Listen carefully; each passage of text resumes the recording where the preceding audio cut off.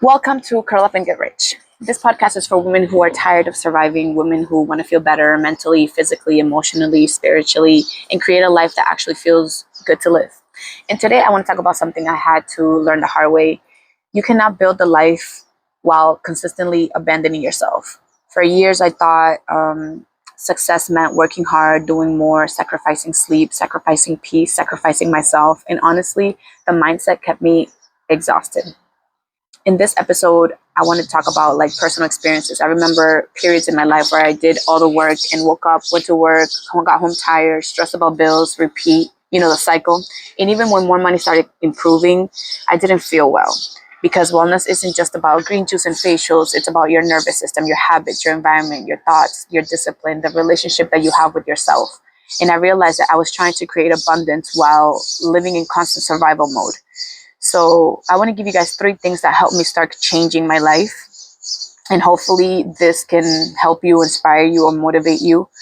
I stopped glorifying burnout. So for a long time, I thought being exhausted meant I was productive. I thought resting was laziness. But burnout makes you impulsive. Burnout makes you emotionally spent. Burnt out makes you inconsistent. Burnout makes you quit on yourself. Now I understand that rest is part of building. Something that I needed to do that I still need to do is sleep better. I don't think people realize how important sleep actually is for your mental health. I notice it sometimes when I go on like 2 hours or 3 hours of sleep and I wake up and my son could ask me a question twice and I am just like explosive. Like I just can't deal with it, right? But I've noticed that when I do get rest and, he can then ask me the same question 20 times and I'm not as bothered. So I think when we start noticing those things about ourselves, that's when we know what we need more of and what we need less of and how we can fix it, right? Just kind of targeting that. I think another thing is that's very important is taking time for yourself, giving yourself a couple of minutes or an hour a day, whatever it is that you think you need to just come back and be grounded. Saying no, it's a big one. I think I'm kind of still learning to do that, but I'm practicing it a lot more than before. It was like 100%. I didn't know how to say no to people, or I was just always available, always over explaining myself as well, trying to prove a point, right? Like, no, but like, listen, like protecting your peace right now, for me, I think it's so important. Um, you not having to sit there and have to give that extra word or that extra explanation, because I think that comes with trying to validate yourself. You want that approval of others, so you're always giving and giving, right? So I think those are the things that I have definitely incorporated. Number 2, I became honest about my habits. This changed everything because sometimes we say we want a better life, but our habits don't match what we say, right?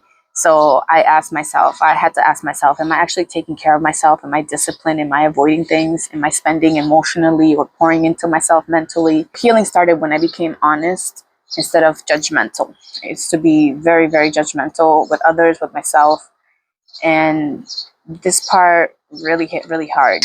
Okay, and number 3, I stopped waiting to feel worthy. I think a lot of us silently don't feel worthy. I used to think I'll take care of myself later, I'll rest later, I'll enjoy this later, I'll be confident later.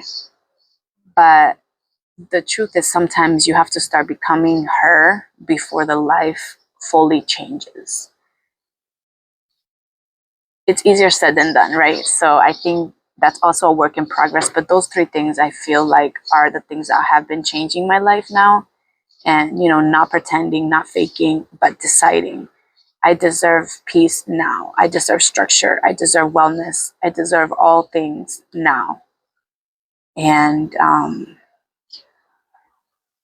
yeah, I think it's very important just to always prioritize ourselves and to always choose us, because we can't give to others what we don't have.